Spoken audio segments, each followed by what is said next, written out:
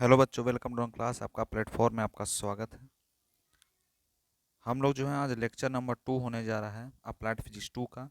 Previous lecture में हम लोगों ने इलेक्ट्रोस्टैटिक क्या होता है उसके बारे में बहुत सारा चीज़, वेव मोशन किसे कहते हैं, सारे के बारे में हम लोगों ने जाना।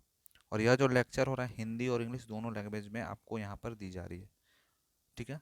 और ग्रुप बी या ग्रुप ए दोनों के लिए, ग्रुप बी हो तो फर्स्ट सेमेस्टर के लिए और ग्रुप ए है तो सेकेंड सेमेस्टर के लिए बुक पढ़ना है आपको। अप्लाइड फिजिक्स 2 चैप्टर नंबर 1 चल रहा है इसका। आज बात करेंगे वेव के बारे में कि वेव को कितने भाग में उसको क्लासिफाइड किया गया है, यानी तरंग को कितने भाग में वर्गीकृत किया गया है, इसमें बात करेंगे। देखिए, तरंग को दो भाग में किया गया, एक को कहते हैं ट्रांसवर्स वेव, एक को क्या कहते हैं ट्रांसवर्स वेव, और दूसरा को कहते हैं लॉन्गिट्यूडनल वेव, ठीक है ना। ट्रांसवर्स का मतलब क्या होता है? ट्रांसवर्स का मतलब होता है अनुप्रस्थ तरंग, अनुप्रस्थ तरंग। और वही लॉन्गिट्यूडनल का मतलब होता है अनुदैर्ध्य तरंग। तो अनुप्रस्थ क्या होता है, अनुदैर्ध्य तरंग क्या होता है, सारे के बारे में हम लोग को इसमें पढ़ना है, हम लोग जानेंगे। चलिए स्टार्ट करते हैं। ट्रांसवर्स वेव, ट्रांसवर्स वेव जिसका मतलब होता है अनुप्रस्थ तरंग।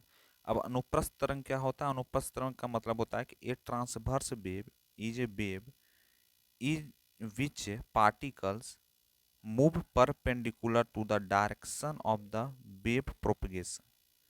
ट्रांसवर्स वेव यह बोलता है कि जब अनुप्रस्थ तरंग एक तरंग है, यानी अनुप्रस्थ तरंग जो है एक तरंग है जिसमें कण तरंग प्रसार की दिशा में लंबवत चलते हैं, यानी लंबवत चलते हैं। जैसे यहाँ पर आपको डायग्राम में दिख रहा हो गया, यहाँ पर जो ऐसे जो डायग्राम जा रहा है, जो डायग्राम आपका इस तरह का दिख रहा है, यह डायग्राम जो है ये क्या बन रहा है? ट्रांसवर्स वेव बन रहा है, यानी अनुप्रस्थ तरंग है, ठीक है। ऊपर नीचे इस तरह के जो तरंग होते हैं उसको ट्रांसवर्स वेव कहते हैं।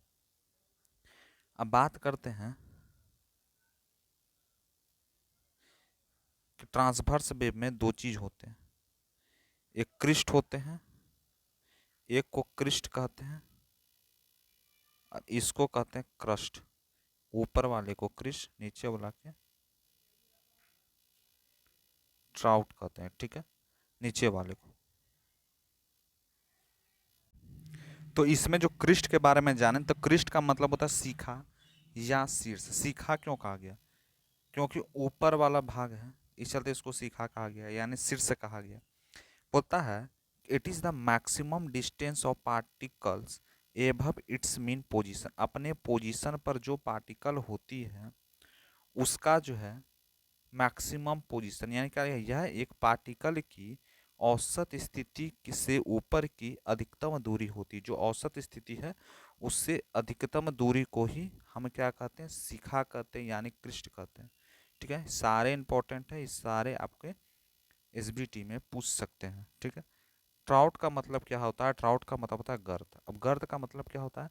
कि it is the maximum distance of particles belong adjacent means position, यानी यह पार्टिकल की औसत स्थिति से नीचे से अधिकतम दूरी, यानी ऊपर से अगर दूरी होगी तो क्रिस्ट होगा, नीचे से जब होगी तो ट्राउट होगा, ठीक है। सीखा और गर्त, सीखा को हम क्या कह सकते हैं? सीखा को हम एक चीज और कह सकते हैं, इसको हम कह सकते हैं शीर्ष, शीर्ष कह सकते हैं, ठीक है। इसको हम शीर्ष भी कह सकते हैं, कोई भी दिक्कत नहीं है। बोलते हैं वेव लेंथ क्या होता है? वेव लेंथ को तरंग की लंबाई कहते हैं। वेव लेंथ क्या होता है? तरंग की लंबाई। अब तरंग की लंबाई की यहाँ बात हो रही है। अब वेव लेंथ की मतलब होता है, वेव लेंथ को किससे हम डिनोट करते हैं? तो उसको लेमडा से डिनोट करते हैं। किससे करते हैं? लेमडा से करते हैं, ठीक है। अब क्या बोलते हैं कि लेमडा होता क्या है, यानी वेव लेंथ होता क्या है? तो वेव लेंथ का मतलब यह होता है कि it is the distance between two successive crust और टू सक्सेसिव ट्राउट, यानी जो दो क्रमागत शिखा या दो क्रमागत गर्त के बीच की दूरी, यानी दोनों के बीच की दूरी को ही हम तरंग की लंबाई कहते हैं। दोनों के बीच की दूरी, यानी देखिए यहाँ पर जैसे क्रिस्ट और थॉट में बात करते हैं तो यह एक डायग्राम बना लेते हैं। अब यहाँ से और यहाँ, ठीक है, और एक यहाँ से यहाँ बन रहा है, तो ये दोनों के बीच को दूरी को ही हम क्या कहते हैं? हम वेव लेंथ कहते हैं। क्या कहते हैं? वेव लेंथ कहते हैं, ठीक है। बात करते हैं फ्रीक्वेंसी क्या होती है। फ्रीक्वेंसी का मतलब होता है the number of wave crossing A point in 1 second, 1 second में। यानी 1 सेकेंड में कितना जा रहा है, जैसे यह वेव है, यह 1 सेकेंड में कितना गया, यही फ्रीक्वेंसी कहलाती है, यही आवृत्ति कहलाती है। ठीक है, the number of wave crossing the point in 1 second, 1 second में जब क्रॉसिंग ऑफ पॉइंट होता है तो उसको हम आवृत्ति कहते हैं, उसको हम फ्रीक्वेंसी कहते हैं।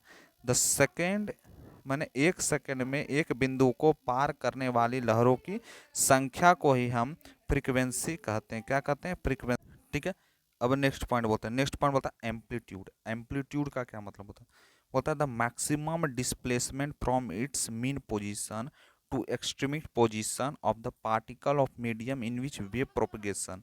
बोलता है कि माध्यम के एक कण की औसत स्थिति में जो चरम स्थिति का अधिकतम विस्थापन जिसमें एक लहर फैलती है उसको हम आयाम कहते हैं, उसको हम एम्पलीट्यूड कहते हैं।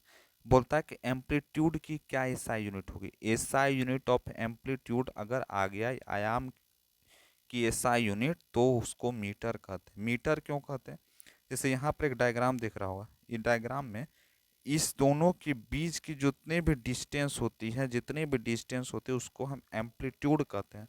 और यह लंबाई से इस तरह से डिनोट करते हैं, मीटर से इस तरह कर चलते हम डिनोट करते हैं, क्योंकि यह जो किससे नाप रहे हैं, एक मीटर की मदद से नाप रहे हैं कि यह कई मीटर की है, 1 मीटर जा रहा है कि 2 मीटर का जा रहा है, 3 मीटर। जैसे अगर आपके समुद्र में अगर लहर हो रही है, ज्वार भाटा उठता, तो कितना मीटर की स्पीड से कितना मीटर उठा, कितना मीटर नीचे गिरा, वह सब जितने बताता है कौन, एम्पलीट्यूड बताता है।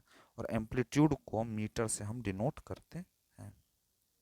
ठीक है, उसके बाद क्या आता है, उसके बाद आता है टाइम पीरियड। अब टाइम पीरियड होता क्या है, समय का अवधि होता क्या। ठीक है, टाइम पीरियड का मतलब होता है the maximum the time taken to complete one periodic motion is called time period.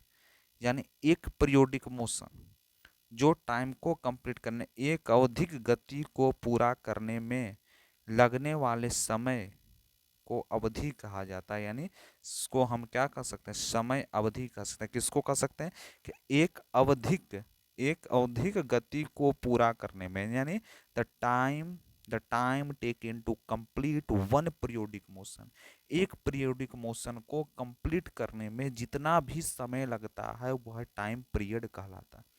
अब बात करते हैं टाइम पीरियड को सेकंड से डिनोट करते हैं, किससे करते हैं, सेकंड से। यानी समय अवधि की अगर बात किया जाए तो सेकंड यानी एस से डिनोट किया जाता है। अब क्यों, यहाँ पर आप इस डायग्राम में देख लेंगे ये एम्पलीट्यूड हुआ, यानी दोनों के बीच के डिस्टेंस है जिसको एम से डिनोट करते हैं। अब यहाँ से यहाँ तक की जितना समय लगा एक पीरियोडिक मोशन को कंप्लीट करने में, वही पीरियड ही टाइम पीरियड कहलाता है। वही चीज़ क्या कहलाता है, टी कहलाता है। वही चीज़ क्या कहलाता है, टाइम पीरियड कहलाता है। टाइम पीरियड जिसका मतलब होता है समय अवधि, मैंने कितना समय लगा इतना दूर में उसको जाने में, 1 मिनट लगा, 2 मिनट लगा, 3 मिनट लगा, जितना मिनट लगा वही इसमें बात हो रहा है। ठीक है, अब बात करते हैं, अब हम लोग को क्या बात करना है, टाइम पीरियड हो गया, समझ गए, उसका एसआई यूनिट को हम समझ गए, क्या क्या डायग्राम बनता है उसको समझ गए। ऐसे ऐसे पॉइंट्स को, सारे पॉइंट्स को हम लोगों ने समझा। अब नेक्स्ट क्या बात करना है, तो नेक्स्ट यही बात करना है कि खोल दे पंख मेरे कहता है परिंदा। खोल दे पंख मेरे कहता है परिंदा, अभी और उड़ान बाकी है, अभी और उड़ान बाकी। यानी बोलता है खोल दे पंख मेरे कहता है परिंदा, अभी और उड़ान बाकी है। जमीन नहीं है मंजिल है मेरी, जमीन नहीं है मंजिल है मेरी, अभी पूरा आसमान बाकी है। कितना अच्छा पॉइंट्स बोल रहा है। सेमेस्टर में आप आए हैं, ठीक है ना, इंजीनियरिंग करने आए हैं आप, इसके बाद अब जेई बनेंगे, तो जेई बनेंगे तो इसमें आपको पढ़ना होगा, मेहनत करना होगा। तो पढ़ने और मेहनत करने के लिए आपको क्या करना होगा, हर सब्जेक्ट के बारे में जानना होगा। आपको क्या करना है, अपने आप पे हौसला रखना होगा। और हौसला किस तरह से रख सकते हैं, तो खोल दे पंख मेरे कहता है परिंदा।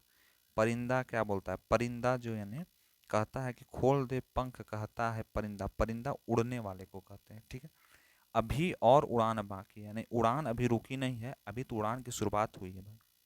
कोई अभी 10th करके आए होंगे, कोई 12th करके आए होंगे, अब आप यहाँ पे आए हैं, इंजीनियरिंग लाइफ में है, यानी आपका यहाँ से पूरा लाइफ चेंज होने वाला है ना। तो अभी उड़ान आपका बाकी है, अभी शुरुआत ही हुई है ना।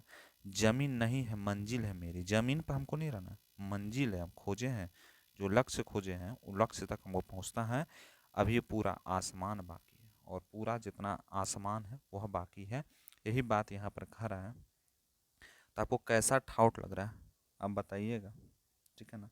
और आज का ठाउट तो अच्छा लगा, आप बताएं सर, हमको वो समझ आ गया। आज का लेक्चर आपको कैसा लगा, दोनों लैंग्वेज में आपको बताई जा रही है, आपको कैसा लग रहा है। आपको क्या बताया जा रहा है, यानी हिंदी भी जानिए, इंग्लिश भी जानिए, टेक्निकल हिंदी भी जानिए और इंग्लिश भी जानिए। तो यहाँ पर दोनों भाषाएं आपको दी जा रही है, तो आपको कैसा लग रहा है, और ऐसे डिजिटल माध्यम से पढ़ने में आपको क्या मज़ा आ रहा है 10th के बाद, है ना, इंजीनियरिंग लाइफ को पढ़ने में, है ना। तो आज पर इतना ही रखते हैं, मिलते हैं क्लास में, है ना। छोटे छोटे वीडियो के साथ आपको बताई जाएगी, ठीक है ना, कोई भी दिक्कत नहीं है। हर सब्जेक्ट को, हर टॉपिक को, हर पॉइंट्स को आपको जानना जरूरी है ना। समझ समझ के एक बार 1 घंटा 2 घंटा 3 घंटा कंप्लीट कीजिएगा, कुछ नहीं होने वाला। आपका दिमाग में जाना चाहिए वो चीज़, है ना, आपको माइंड में जाना चाहिए। आपको समझ आया कि नहीं, जितना है उसको एक बार नोट्स बनाइए, नोट्स बना के उसको पॉइंट्स को नोट कीजिए, उसको फिर रिवीजन कीजिए, और रिवीजन करने के बाद फिर नेक्स्ट क्लास में आप आइए, ठीक है। तो मिलते हैं क्लास में, ऐसी पढ़ाई करते रहिए हौसलों के साथ। Thank you.